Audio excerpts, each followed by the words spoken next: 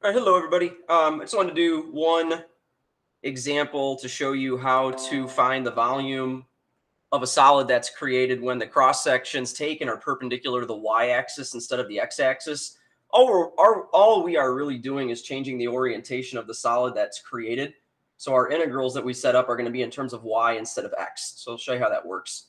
Okay, so let's say that we have the base of some solid S is a triangular region with vertices at 0, 0, 1, 0. So I'm highlighting these in red, and 0, 1. So I sketched that for us on Desmo. So we get this triangular region. And we want to figure out the volume of this described solid S if the cross sections taken are first squares, then equilateral triangles, and then semicircles. Okay. So the ones that we saw earlier, all of the cross sections taken were perpendicular to the x-axis. If you notice in this one, we're taking them perpendicular to the y-axis. So for example, if I wanted to do a square, the base edge of my square is going to go inside of this region. So kind of think of your slice being taken this way from left to right.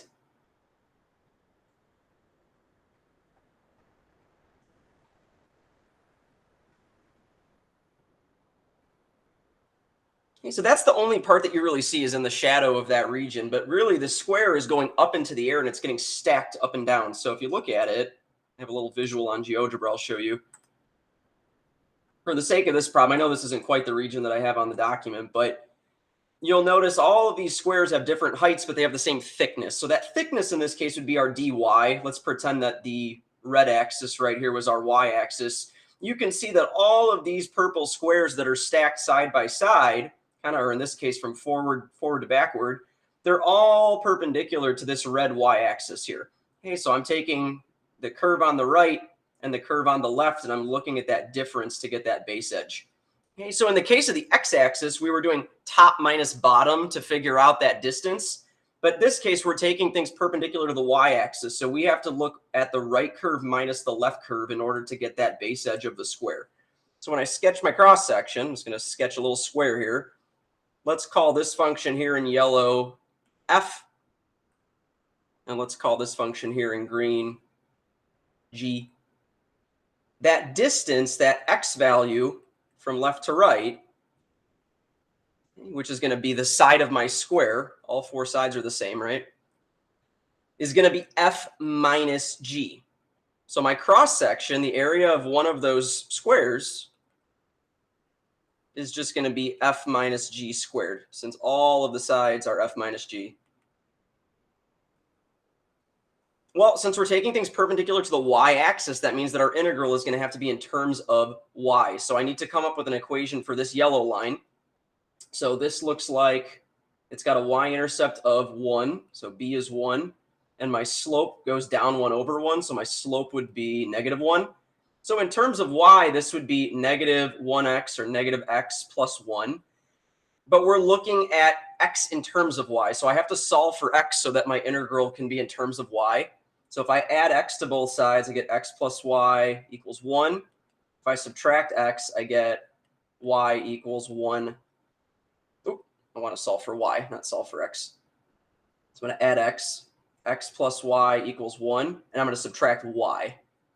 So I get x equals 1 minus y. And that's this yellow line segment right here, is x equals 1 minus y. The green line, since it's a vertical line, is just x equals 0.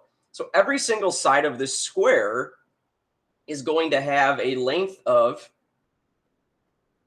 1 minus y, right curve, minus the left curve would be 0. So this side of the square is just going to be 1 minus y all around. So that area would be 1 minus y squared. Now, to get the volume, if I want to look and actually see what would be the volume of this solid that's created. So if I was to increase the number of squares that we see, now we can kind of start seeing what the solid would look like.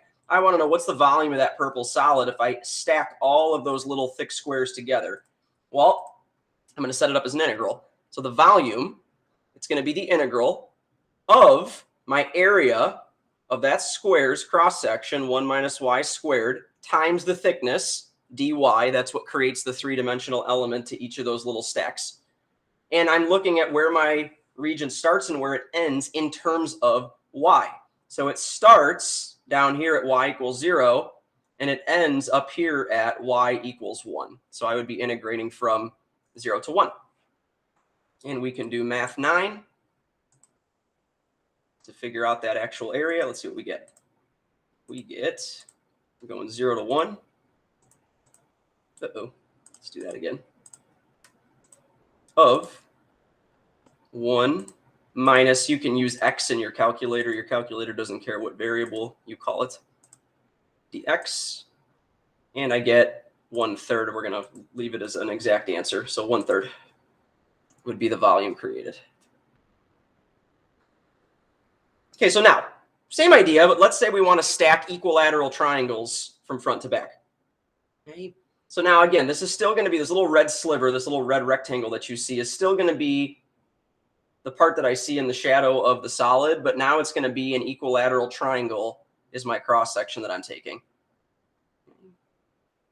So let me switch the picture so you can see it again. Let's pretend that the y-axis is the red axis right here. So instead of a square, now we're taking an equilateral triangle. Let me decrease the number of triangles so you can see them a little bit more individually. Obviously, they have different heights, but their thickness is all the same. So that's going to be the dy. And we want to add all of these triangles areas, or all of these triangles volumes up, which is going to create the volume of that solid. So if I look at the equilateral triangle, I'm going to do my little 30, 60, 90 trick. 60 degrees in each corner. If I bisect the 60-degree angle at the top, it's going to split it into 30 and 30. So this full part down here is the same red part we looked at before, which we said was, this had a length of 1 minus y minus 0. This was right minus left, which came out to 1 minus y. So then each of these two pieces right here are going to have to be half of that. So 1 minus y divided by 2, 1 minus y divided by 2, which means the height of my triangle is going to be rad 3 times that value. So it's going to be rad 3 over 2 times 1 minus y. So the area of my cross section area is 1/2 the base, which is 1 minus y, times the height, which is rad 3 over 2 times 1 minus y. So this is the base, and this is the height of my cross-sectional triangle. Clean this up a little bit. See, 1/2 times rad 3 over 2 would be rad 3 over 4, and I have 1 minus y squared. So that's the area of one of the cross sections. So to get the actual volume, kind of like we did before, we got to add up all of those stacks of triangles all together.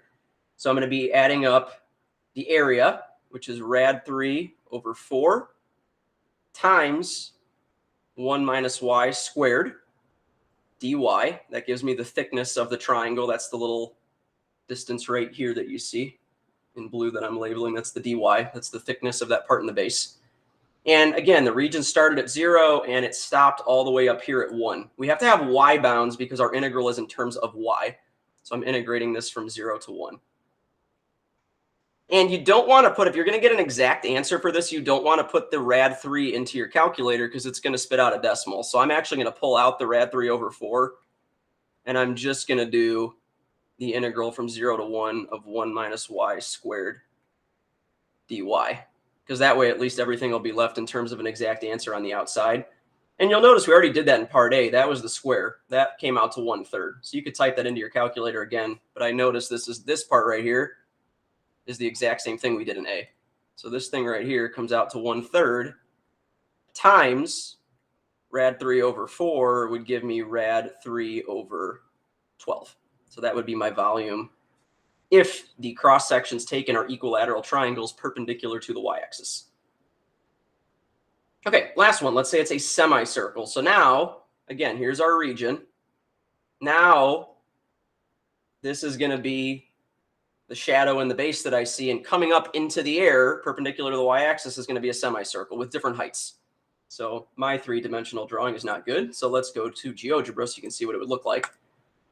Again, I'm going to, if it loads, there we go. Let's get rid of the triangles. There's the semicircles. I got about 9 or 10 of them right now. again, let's pretend that this red axis is the y-axis. So this is the diameter of the semicircle, is that gap between the two functions, the right function in red minus the left function in blue. So that's going to be what I see in the base, is that diameter. And the heights are going to be different depending on where I go up into the air. So I want to figure out what's the cross-sectional area of just one of those purple semicircles before we add them all together with the integral. So what I'm going to do, I'm going to draw a semicircle. The part that we see inside the triangle here, from here to here, is the blue piece. Kind of zoom in. So that's going to be the function on the right, which we said was 1 minus y, minus the function on the left, which was 0. So that diameter is going to be 1 minus y minus 0, which is 1 minus y. But we care about the area, which relies on the radius. So I'm going to have to divide by 2. So my radius is going to be 1 minus y all divided by 2, which means the area of that cross section is going to be 1/2 pi r squared. My radius we just figured out was 1 minus y over 2 squared. And so if I do a little cleaning up here, let's see what we get. We get 1/2 times, I'm going to have 1/4 because I'm dividing by 2 and squaring it. So I get 1/8 pi times 1 minus y squared. So that's the area of one of my cross sections of that semicircle. So my volume still going to be integrating from 0 to 1, since my region started at y equals 0 and it ended at y equals 1. I'm going to integrate the area of that cross section, 1/8 pi times 1 minus y squared dy. That gives me the thickness right here. And just like before, if I put that all into my calculator, it's not going to leave an exact answer in terms of pi. It's going to actually use the 3.14. So I'm going to pull out the pi over 8, or the 1/8 pi, and just put the 0 to 1 portion with the integral into my calculator. And we did this integral before. If you use Math 9 on this, we got, that was our 1/3, I believe. Let me double check. Yeah, that was our 1/3. So we have 1/8 pi times 1/3, which would give me pi over 24, or you could write it as 1/24 pi. That would be the volume of the solid created if we used semicircles. So if I kind of show you, let's increase the number of semicircles that we have here so that it becomes an integral. There's the solid that we create. The volume of that purple solid would be pi over 24. So that gives you an example of how to calculate these cross-sectional areas with respect to the y-axis instead of the x-axis if those cross-sections are perpendicular to the other axis. Hey, hope that helps. Happy calcing.